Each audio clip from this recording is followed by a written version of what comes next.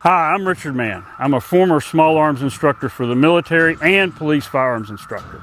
I've also been writing about guns for gun magazines for more than 20 years. When I wrote the book, Handgun Training for Personal Protection, I predicted that reflex sights would be the future on defensive handguns. Now, what's the advantage of a reflex sight? Well, there's two primary advantages.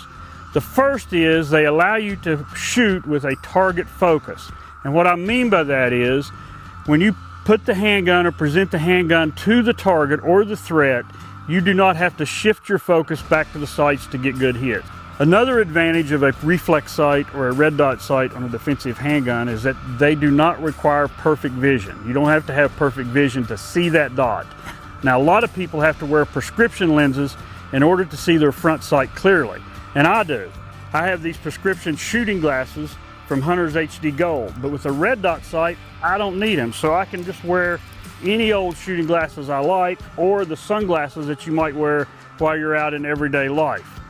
Now, the main problem most people have when they're transitioning from traditional sights to a reflex sight is that when they present the gun to the target, they have trouble finding the dot. Well, I'm going to give you a tip, tell you how to find that dot quicker, and then I'm going to show you a drill that will help you become much more proficient with a reflex sight. You don't change anything. You draw to your traditional sights just like you normally would.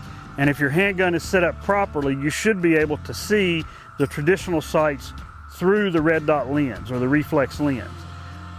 Simply put, when you present the handgun to the target, you draw to the sights. You look for your sights just like you normally would. If your reflex sight is zeroed, when you draw those sights, when you start looking for those sights, you're going to see that red dot right on the top of that front sight. So what about a drill to help you get better with a reflex sight on your defensive handgun?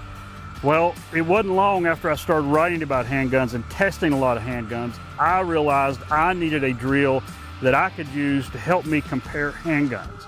And what I come up with was the 45 drill. What it means is it's a drill that has 4 elements of 5 inside it. The first element is a 5-inch target, and these are really easy to make. You just take a standard IPSC target, lay a CD on it, and paint around it with blue paint or red paint or whatever color you like.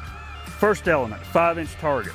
Second element, 5 yards. You want to be 5 yards from this target.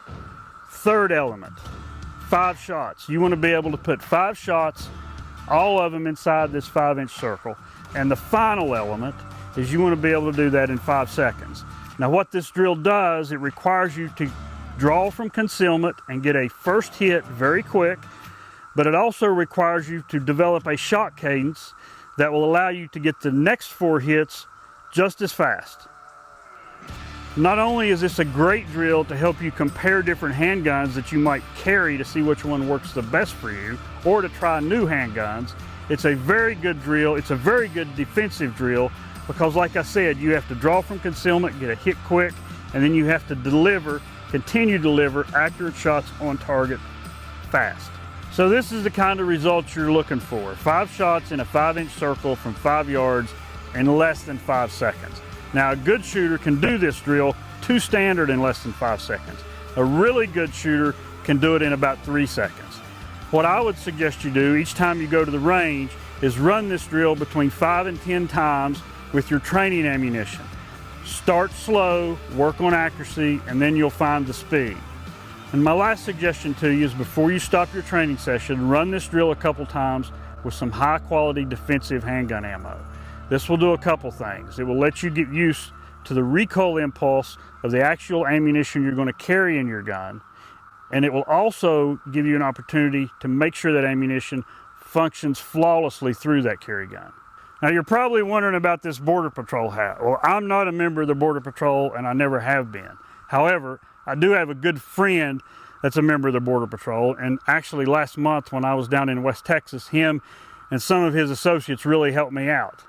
I wear this Border Patrol hat to honor the brave men and women of the United States Border Patrol that protect this great country.